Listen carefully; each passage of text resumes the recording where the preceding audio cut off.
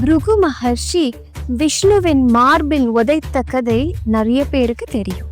ஆனா அவர் பயத்தை பிராயஷ்சித்தம் தேடி போன இடம் எத்தனை பேருக்கு தெரியும்? கிருஷ்ணருடைய அண்ணர் பலராமர் முக்தி தேடி வந்த திருத்தலமும் இதுதான். இன்னைக்கு காலத்துல நம்ம சொல்றோம் ஆணும் பெண்ணும் சமம்னு சொல்லி. ஆனா ஆதி காலத்திலேயே இதை நிலைநாட்டுற மாதிரி அர்த்தநாரீஸ்வரராக தோன்றிய இடமும் இதுதான். அது மட்டுமல்ல, பஞ்சபூதங்களில் அக்னித்தளம், கார்த்திகை தீபத்தின் மூலத்தளம், சித்தர்களின் புண்ணியத்தளம். இதுவே திருவண்ணாமலையின் அருணாச்சலேஸ்வரரின் தீர்த்தலம்.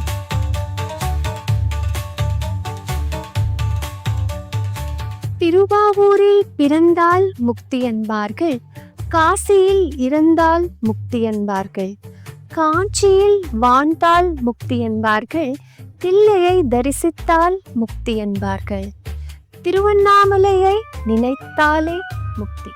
எத்தனையோ கோயில நம்ம நினைச்சா ஒரு டிக்கெட் புக் பண்ணிட்டு போய் பார்த்துட்டு வரலாம். ஆனா இந்த கோயில் மட்டும் அவரு நினைச்சாதான் அந்த மண்ணிலேயே காலை வைக்க முடியும். இந்த மலையை சுத்தினா அமைதி கிடைக்கும்னு சொல்றாங்க. இந்த மலையே தெய்வம்னு சொல்றாங்க. இந்த மலையே சிவனுன்னு சொல்றாங்க. பௌர்ணமி நாளைக்கு 14 கிலோமீட்டர் இந்த மலையை வெறும் காலில் சுத்தி வராங்க. ஆனா இந்த மலையை முதல்ல சுத்தினவங்க யார் உங்களுக்கு தெரியுமா? வாங்க கதைக்குள்ள போலாம்.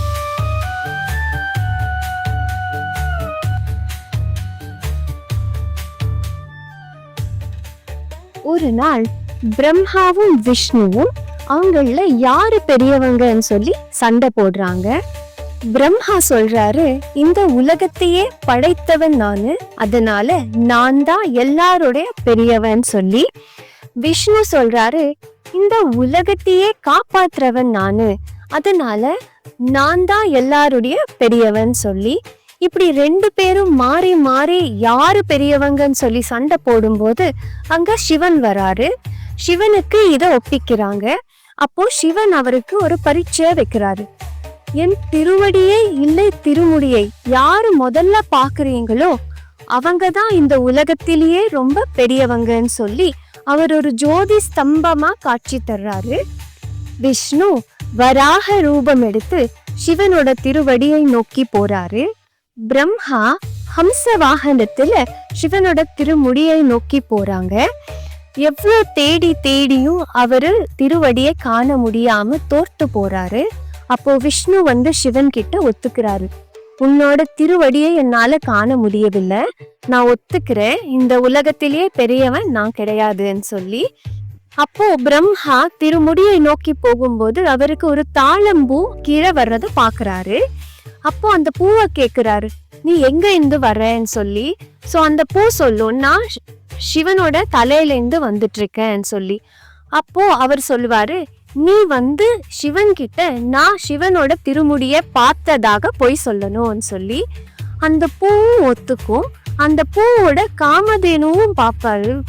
காமதேனுவும் பிரம்மா கிட்ட ஒத்துக்கிட்டு கீழே வராங்க.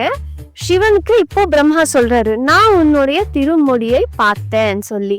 இதுக்கு சாட்சி என்ன பிரம்மதேவரேன்னு கேட்கும்போது தாளம்பூ சொல்லுது, ஆமா பிரம்மா உங்களோட திருமுடிய பார்த்தத நான் பார்த்தேன் சொல்லி. கோபம் கொண்ட சிவன் தாளம்பூக்கு சாபம் கொடுக்கிறாரு, நீ என்கிட்ட போய் சொன்னதுனால உன்னை என்னோட பூஜையில யாருமே பயன்படுத்த மாட்டாங்கன்னு சொல்லி. காமதேனு இப்ப கேக்குறாரு, நீ அவரு என்னோட திருமுடிய பார்த்தத நீ பாத்தியா? அப்போ காமதேவு தன் முகத்தால ஆமான்னு சொல்லும், ஆனா வாளால இல்லன்னு சொல்லும். வாளால இல்லன்னு சொன்னதுனால பூஜையெல்லாம் உன் வாளுக்கு தான் நடக்கும், உன் முகத்துக்கு நடக்காது சொல்லி சாபம் கொடுப்பாரு. பிரம்மனே ஸ்வயம் போய் சொன்னதுனால சிவன் சொல்லுவாரு, இந்த உலகத்துல உனக்காக எந்த கோயிலும் இருக்காது, உனக்கு எந்த பூஜைகளும் நடக்காது சொல்லி பிரம்மனுக்கு சாபம் கொடுப்பாரு. திருவடியையும் திருமுடியையும் காண முடியாமல் பிரம்மனும் விஷ்ணுவும் நின்ன இடமும் இதுதான். பிருகுமுனி அன்று தவத்துக்காக வந்த இடமும் இதுதான். நம்ம திருவண்ணாமலை.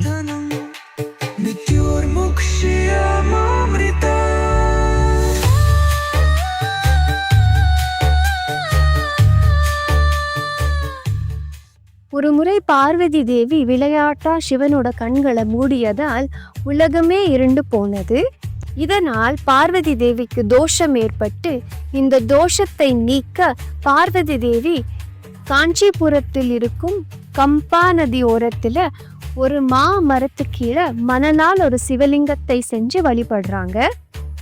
பார்வதி தேவியோட பக்திய சோதிக்க சிவபெருமான் கம்பா நதியில ஒரு பெரும் வெள்ளத்தை உருவாக்குறாரு. இந்த வெள்ளத்தை பார்த்து பார்வதி தேவி சிவபெருமானோட லிங்கம் அடிச்சுக்கிட்டு போக கூடாதுன்னு சொல்லி அந்த லிங்கத்தை கட்டியா அணிச்சுக்கிறாங்க.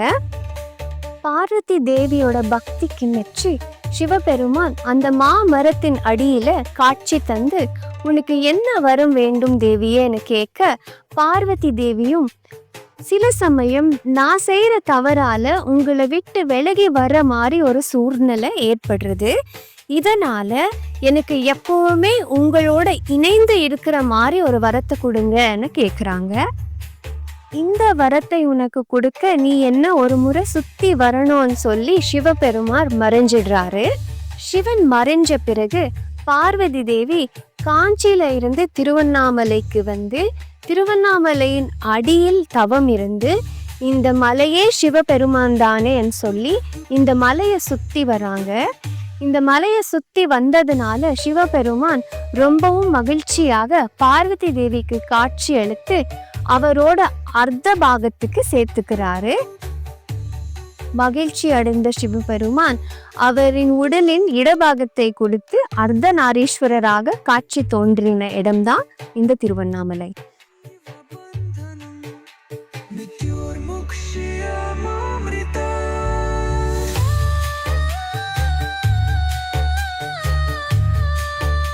இந்த கோயில் முதல்ல எப்படி இருந்தது?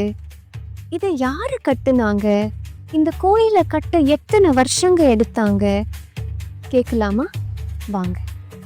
இந்த மலை 4 யுகங்களா இருக்குன்னு சொல்லி புராணங்கள் சொல்லுது. கிருத்த யுகத்துல அக்னிமலையாக, ஒரு எரிமலையாக, திரேதா யுகத்துல ஒரு மாணிக்க மலையாக, துவாபர யுகத்துல ஒரு தங்க மலையாக, இந்த கலியுகத்துல ஒரு கல்மலையாக நாம இன்னைக்கு பார்க்கிறோம்.